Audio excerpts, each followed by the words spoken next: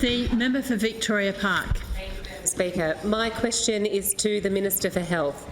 I refer to the McGowan Labor government's commitment to doing all it can to support children with life-limiting conditions and their families.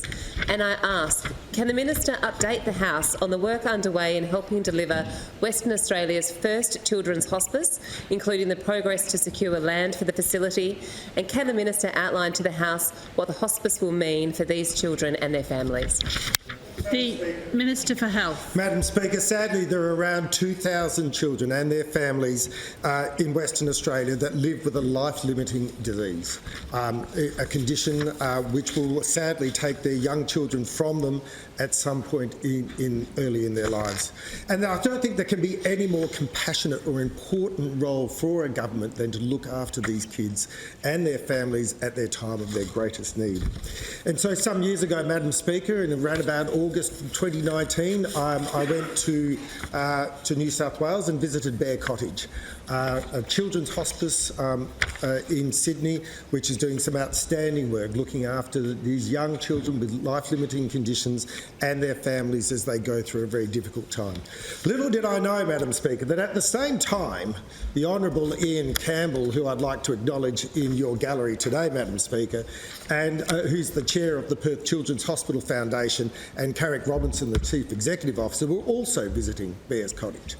And they, like us, like myself, were struck by the important work that was done there.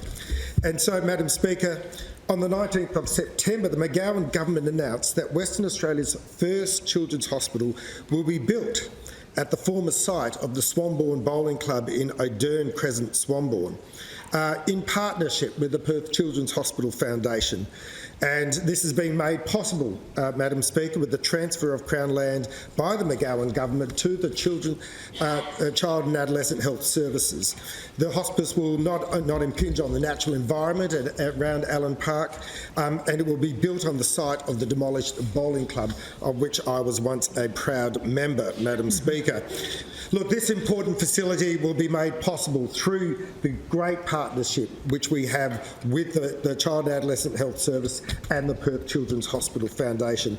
A $4 million Lottery West grant, Madam Speaker, has been provided to the PCH Foundation and has been awarded towards the construction of what will be Western Australia's first hospice, children's hospice. In addition, Madam Speaker, the McGowan government has committed $3.2 million for the hospice project planning and to increase the current service capacity of the WA Paediatric Palliative Care Services. The Children's Hospital is currently estimated, Madam Speaker, to cost around about $25 million to build.